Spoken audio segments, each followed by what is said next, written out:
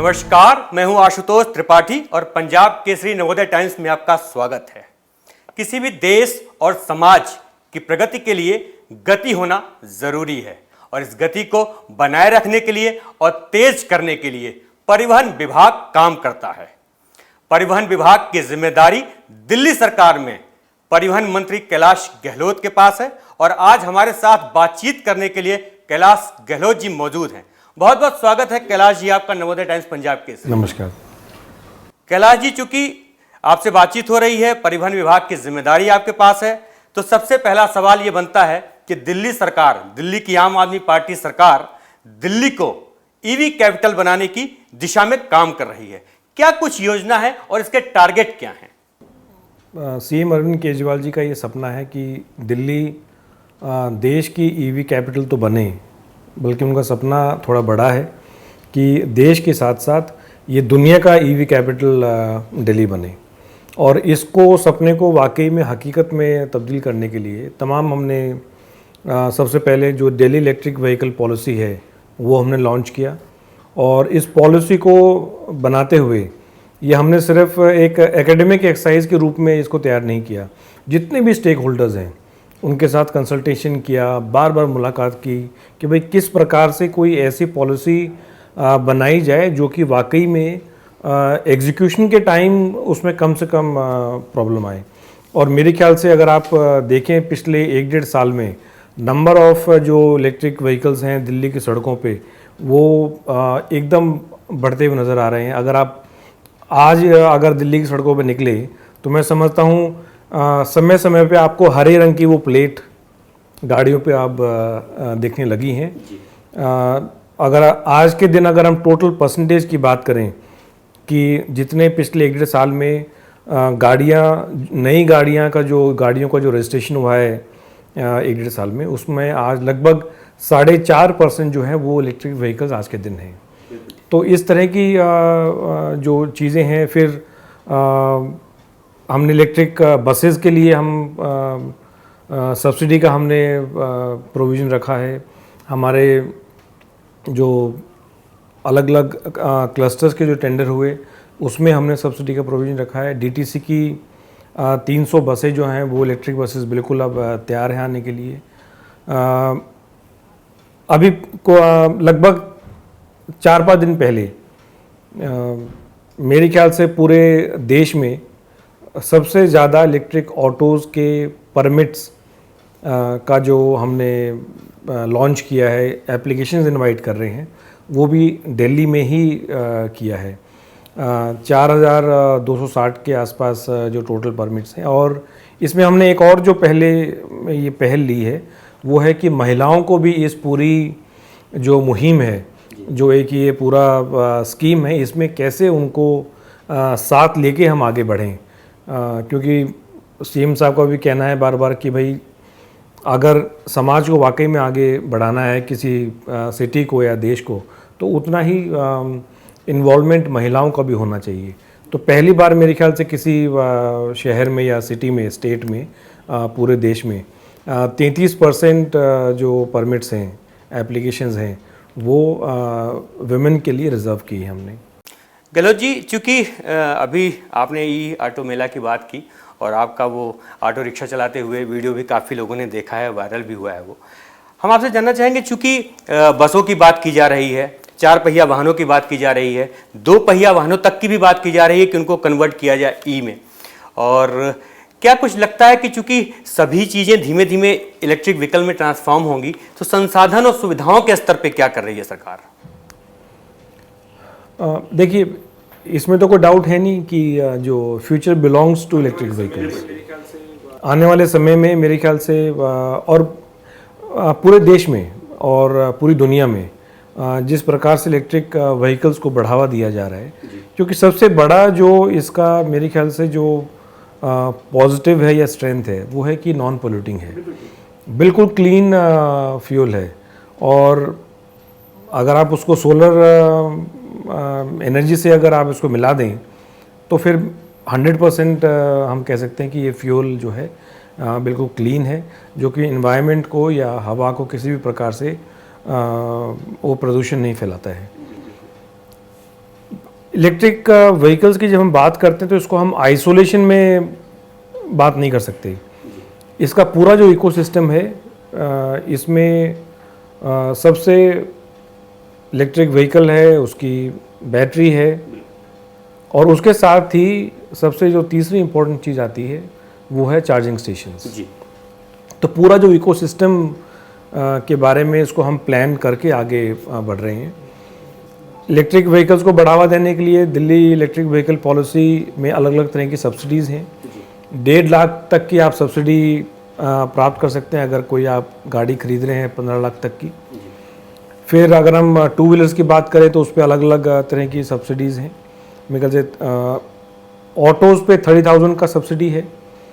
अगर आप कोई भी व्हीकल खरीदते हैं विदाउट बैटरी भी, तो उसमें भी हमने सब्सिडी का कंपोनेंट रखा है, और ये सब्सिडी जो है डायरेक्टली कंज्यूमर को जा रही है, जो वाहन खरीद रहा है, कंपनीज़ को नहीं जा रही है। और इलेक्ट्रिक व्हीकल पॉलिसी बनाते हुए और उसके बाद जो सब्सिडी किस प्रकार से हम एप्लीकेशन इनवाइट करेंगे और किस प्रकार से सब्सिडी जो कस्टमर है या जो नया व्हीकल जिसने ख़रीदा है उसके अकाउंट में बड़ी आसानी से चली जाए, इसमें हमने बहुत मेहनत की है। जी। लगातार डिपार्टमेंट से मुलाकात करके, ऑफिसर से करके, किसी भी एप्लीकेंट को कहीं भी जाने की ज़रूरत नहीं है, और बिना किसी फिज़िकल डॉक्यूमेंट के सारा जो प्रोसेस है वो ऑनलाइन है, टोटली फेसलेस है, और वो जो सब्सिडी है वो डायरेक्टली उसके अकाउंट में चली जाती है। तो ये चीज़ें, कुछ चीज़ें ऐसी हैं जो कि तुरंत कोई भी जो इलेक्ट्रिक व्हीकल खरीदता है उसके माइंड में कोई डाउट नहीं है कि मैं व्हीकल खरीद रहा हूँ, मुझे सब्सिडी मिलेगी नहीं मिलेगी, मैं बैटरी अलग से खरीद रहा हूँ, मुझे सब्सिडी मिलेगी नहीं। तो ये सारी चीज़ों का हमने ऑलरेडी बड़ी मेहनत के साथ और ईमानदारी के साथ हमने ये सारी चीज़ें की। जो भी इलेक्ट्रिक व्हीकल खरीदता है उसके माइंड में एक बड़ा डाउट रहता है कि मैं इलेक्ट्रिक व्हीकल को, इलेक्ट्रिक वाहन को चार्ज कहाँ करूँगा। उसके लिए भी हमने पूरा प्लान किया, और बहुत ही बढ़िया तरीके से माननीय सीएम अरविंद केजरीवाल जी के नेतृत्व में, क्योंकि सीएम साहब का भी कहना बार बार होता है कि यार जो करो ईमानदारी से करो, साफ नीयत से करो, और जो अल्टीमेट कंज्यूमर है, जो आम आदमी है, वो किस प्रकार से उसको ले सके बिना किसी परेशानी के, वो सोच के आप अगर प्लान करेंगे तो हमेशा आपको कामयाबी मिलेगी। वही सोच के आज अगर आप अपने घर पर कोई भी इलेक्ट्रिक चार्जिंग स्टेशन लगाना चाहते हैं तो एम्पैनल्ड जो हैं वो डिस्कॉम्स हैं, आप उनको फ़ोन करें, बिना किसी चिंता के, बिना कहीं जाए वो आपके यहाँ करेंगे। और अगर मैं गलत नहीं हूँ तो लगभग 6,000 रुपये की सब्सिडी उस इलेक्ट्रिक चार्जिंग स्टेशन को क्रिएट, और जो भी इलेक्ट्रिक चार्जिंग स्टेशन के लिए कनेक्शन लेता है उसकी जो रेट्स हैं वो भी कम है। जो घर में हम बिजली कंज्यूम करते हैं उसके रेट थोड़े ज़्यादा हैं, लेकिन इलेक्ट्रिक वाहन को चार्ज करने के लिए एक सब्सिडाइज्ड ऑलरेडी टैरिफ है, तो उसमें बचत होती है। इसके साथ साथ जो पब्लिक डोमेन में चार्जिंग स्टेशंस हैं उसका भी हमने बहुत बढ़िया तरीके से प्लानिंग किया हुआ है। हमारा फोकस है, हमारा गोल है कि 3 किलोमीटर के रेडियस में किसी भी व्यक्ति को एक चार्जिंग स्टेशन ज़रूर मिले, और उस पर हम बड़ी मेहनत के साथ, बड़ी शिद्दत के साथ लगातार काम कर रहे हैं। ऑलरेडी लगभग 70 से 80 चार्जिंग स्टेशन ऑलरेडी बन चुके हैं। अभी पीछे डीटीसी और ट्रांसपोर्ट डिपार्टमेंट के लैंड्स पे ऑलरेडी काम चल रहा है। पीछे पार्किंग पॉलिसी की एपेक्स कमेटी की मीटिंग थी जिसका ट्रांसपोर्ट मिनिस्टर चेयरमैन है, उसमें भी हमने जितने भी सिविक एजेंसीज़ हैं, चाहे वो एमसीडी है, चाहे एनडीएमसी है, उनको भी हमने कहा है कि भी हर पार्किंग में कम से कम 5% एरिया आप ज़रूर रिज़र्व करें जिसमें कि electric charging stations, charging points वो बनाए जाएं। और दिल्ली सरकार का भी बहुत जल्द एक टेंडर आने वाला है, टेंडर फ्लोट होने वाला है, जिसमें पहले फेज़ में 100 इम्पॉर्टेंट लोकेशंस ऑलरेडी आइडेंटिफाई की हुई हैं, उस पे होगा, और सेकंड फेज़ में 100 जो पॉइंट्स हैं वो ऑलरेडी फिर उसमें करेंगे। गहलोत जी, इलेक्ट्रिक व्हीकल की बात की जा रही है तो उसके टैक्स को लेकर भी कुछ सब्सिडी को लेकर भी विशेष प्रावधान किए गए हैं, क्या कुछ है जरा बताइए। जी, मेरे ख्याल से बहुत बड़ी राहत जो है वो दिल्ली सरकार द्वारा दी जा रही है इलेक्ट्रिक व्हीकल पॉलिसी में। सब्सिडी के साथ साथ जो कैश सब्सिडी है वो तो एक अलग पार्ट है, लेकिन उसके साथ साथ अगर आप कोई भी इलेक्ट्रिक वाहन खरीदते हैं तो आपका जो रजिस्ट्रेशन है एक, और जितना भी रोड टैक्स है वो पूरा माफ़ है, तो उसका भी एक बहुत बड़ा कंपोनेंट जो है वो बन जाता है। तो एक डायरेक्ट जो बेनिफिट है इलेक्ट्रिक वाहन जो खरीदता है। गहलोत जी, चूँकि राजधानी दिल्ली को लेकर जब भी बात होती है, चाहे यहाँ बात हो चाहे दुनिया के किसी हिस्से में बात हो, कहीं ना कहीं प्रदूषण की भी बात आती है। हम आपसे जानना चाहेंगे क्या कुछ इसका मेजरमेंट किया है कि अगर हम ईवी कैपिटल बना लेते हैं दिल्ली को तो प्रदूषण के स्तर पे हमारा क्या प्रभाव पड़ेगा। देखिए, अलग अलग जो स्टडीज़ हैं और अलग अलग जो रिसर्च हुई हैं, जो डेटा हमारे पास है, मतलब पूरे पोल्यूशन का अगर हम बात करें तो उससे 18 से 20% का जो पोल्यूशन है जी। वो वाहनों से निकलता है।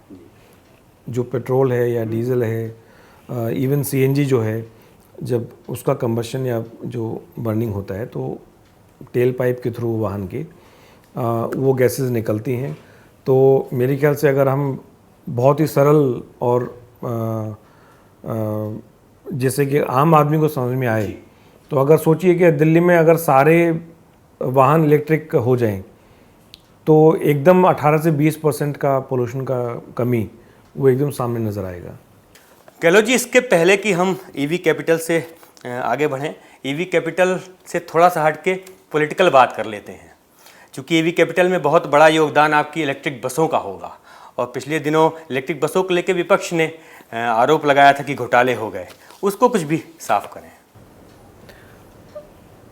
विपक्ष का काम तो आरोप लगाना है, वो धर्म है उनका, और स्पेशली जब आम आदमी पार्टी की सरकार के बारे में बात आती है तो वो आरोप पहले भी लगे हैं और हम बहुत बढ़िया तरीके से, अच्छे तरीके से बाहर आए हैं।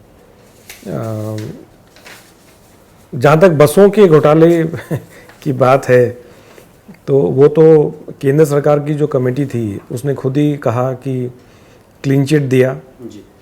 और वो कमेटी कोई दिल्ली सरकार ने तो बनाई नहीं थी या कोई ट्रांसपोर्ट मिनिस्टर ने तो बनाई नहीं थी। दिल्ली सरकार के सीएम ने तो कमेटी नहीं बनाई थी, वो तो केंद्र सरकार के द्वारा एलजी की कंस्टिट्यूटेड कमेटी थी।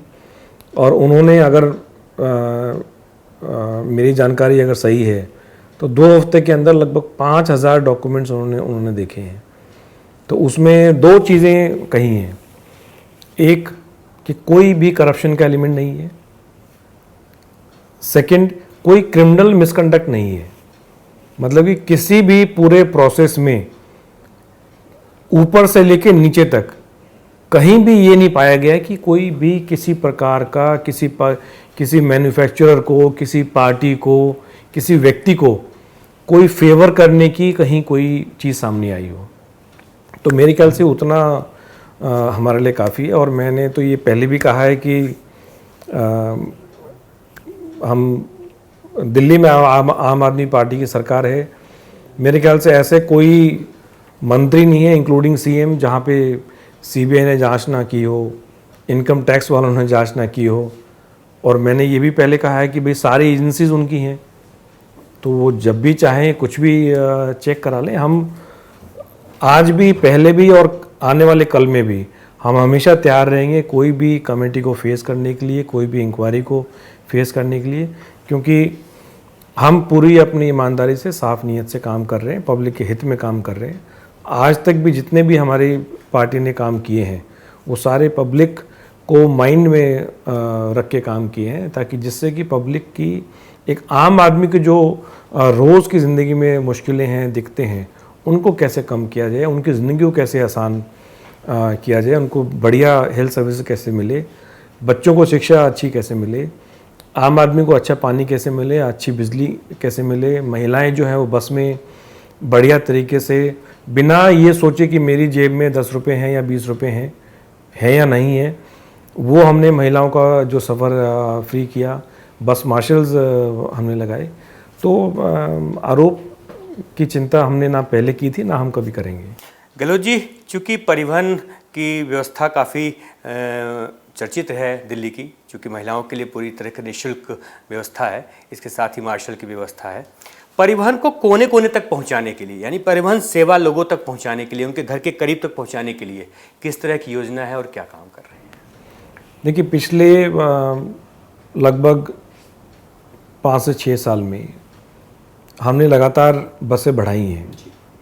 विपक्ष वाले कुछ भी कहते रहे कि जी इतनी बसें कम हो गई, लेकिन डेटा और रिकॉर्ड ये प्रूव करता है कि आज दिल्ली में जितनी बसें हैं आज से पहले दिल्ली में कभी नहीं थी, इवन कॉमनवेल्थ के टाइम भी नहीं थी। और ये भी आपके माध्यम से मैं ये कह रहा हूँ कि 100% नई बसें आएंगी। हमारे अलग अलग जो टेंडर्स हैं वो डिफरेंट स्टेजेस में हैं।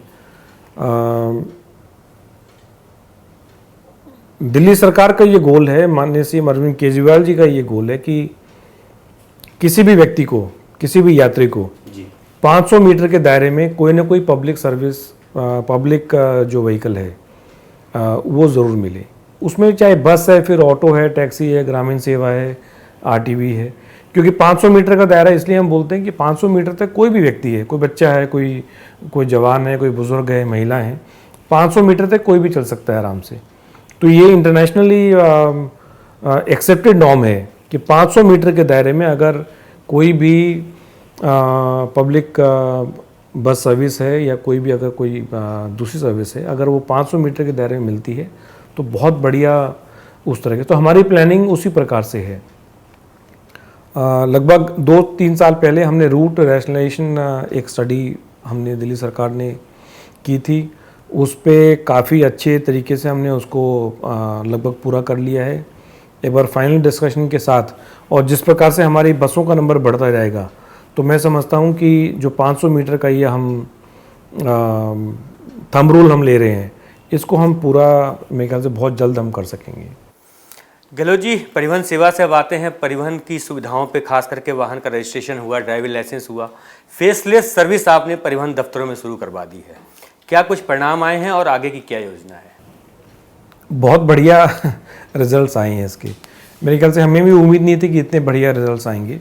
और कहीं ना कहीं मन में थोड़ा सा ये भी था कि भाई पूरे देश में और मेरे ख्याल से पूरी दुनिया में इतने बड़े स्केल पे किसी डिपार्टमेंट में फेसलेस सर्विस को लॉन्च करना, इम्प्लीमेंट करना और उसको बढ़िया तरीके से एग्जीक्यूट करना, I think the credit goes to the leadership of honourable CM. क्योंकि ये ताकत भी हमें उनसे मिलती है कि काफ़ी बार हम ये इस एज ए मिनिस्टर भी हम सोचते हैं कि यार ये हम करें ना करें, कहीं उल्टा तो नहीं हो जाएगा, या हम सोच ऐसे रहे हैं कहीं इसका कोई नेगेटिव चीज़ तो नहीं है जो हम पकड़ नहीं पा रहे हैं। पर मेरे ख्याल से वो जो उनका जो विज़न है कि रेवोल्यूशनरी थिंकिंग जो उनसे हमने सीखी कि अगर आपने बढ़िया तरीके से सोच लिया है और आप कन्विंस्ड हैं कि ये पब्लिक के इंटरेस्ट में है, तो फिर उसको करने से हिचकिए मत। मुश्किलें हमेशा आती हैं, जो भी कोई नई चीज़ हम सोचते हैं तो वो टीदिंग प्रॉब्लम्स हैं, शुरू में जो प्रॉब्लम्स आती हैं। तो फेसलेस सर्विस का बहुत बढ़िया रिजल्ट्स आए। लाखों लोग जो हैं, आप सोचिए दिल्ली में बिना किसी ट्रांसपोर्ट डिपार्टमेंट के ऑफिस या जो हमारे रीजनल ट्रांसपोर्ट ऑफिसेज हैं वहाँ जाए, घर बैठे कहीं भी, घर में है, ऑफिस में है, कोई दिल्ली का व्यक्ति कहीं शिमला बैठा है या कहीं हरिद्वार में है, वहाँ बैठे जो है अपना ड्राइविंग लाइसेंस आप सोचिए रिन्यू करा रहा है। तो ये चीज़ें पहले हम सोचा करते थे कि यार ऐसा हो जाए तो कितना अच्छा होगा, पर आज हमें खुशी होती है ये सुन के जब लोग हमें कहते हैं कि यार हमने तो मैं वहाँ बैठा था, मैंने करा लिया। हमारे ही जो जानकार हैं, कितने लोगों ने कहा कि मैंने अपने फादर लॉ का ड्राइविंग लाइसेंस रिन्यू कराया, मैंने अपने गाड़ी का ट्रांसफ़र कराया। तो बहुत अच्छा रिस्पांस आया। और इसके साथ साथ जो again this is first time in the country कि जो लर्निंग लाइसेंस हमने जो किया है, और उसमें 2-3 चीज़ें इंपॉर्टेंट हैं। पहली बार सॉफ्टवेयर के द्वारा आपका जो चेहरा है, चेहरे का फ़ोटो कंप्यूटर खींचता है और उसको आपका जो फ़ोटो है आधार कार्ड में उससे मैच करता है। तो जब वो मैच हो जाता है तब फिर अगले उसमें जाता है जिसमें कुछ सवाल जो है पूछे जाते हैं। तो हज़ारों लोग, मतलब मैं एक दो या कोई 100 1500 2000 की बात नहीं कर रहा, thousands of people, I think by now 68,000 applicants have successfully got their learning license through the faceless service। मतलब कि 68,000 लोग जो है उनको कहीं लर्निंग लाइसेंस लेने के लिए कहीं जाना नहीं पड़ा। विपक्ष वाले कह सकते हैं कि जी ये तो दिल्ली का भट्टा बैठा दिया। गहलोत जी, अंतिम सवाल आपसे, चूंकि आप आम आदमी पार्टी की दिल्ली सरकार के परिवहन मंत्री हैं, साथ में आप आम आदमी पार्टी के नेता भी हैं। भविष्य में पंजाब और उत्तर प्रदेश के चुनाव भी हैं, दिल्ली में नगर निगम के चुनाव हैं, क्या उम्मीदें आपको लग रही हैं? मेरे ख्याल से बहुत अच्छा माहौल है, पंजाब में बहुत अच्छा माहौल है, लोगों को की काफ़ी रुचि है आम आदमी पार्टी की तरफ। अरविंद केजरीवाल जी को बहुत लाइक करते हैं लोग। उनकी जो ईमानदारी है, उनकी जो सिंप्लिसिटी है, जो उनका काम करने का डेडिकेशन है, और दिल्ली में वो सब चीज़ें हमने करके दिखाई हैं। अब तो एक मॉडल जो हम कहते हैं कि अरविंद केजरीवाल का जो मॉडल है गवर्नेंस का, वो लोगों के सामने है। तो मेरे ख्याल से वही चीज़ें जो हैं पंजाब के लोग भी चाहते हैं, उत्तर प्रदेश के लोग भी चाहते हैं, और फिर चाहे वो गोवा है चाहे उत्तराखंड है। तो मेरे ख्याल से आने वाला समय जो है वो आम आदमी पार्टी के लिए बहुत अच्छा है, और मैं तो भगवान से यही प्रार्थना करूँगा कि हमें पंजाब, उत्तर प्रदेश, उत्तराखंड, बल्कि पूरे देश की सेवा करने का मौका मिले। बहुत बहुत धन्यवाद आपका, आपने अपना वक्त दिया, हमसे बातचीत की। नमस्कार। नमस्कार।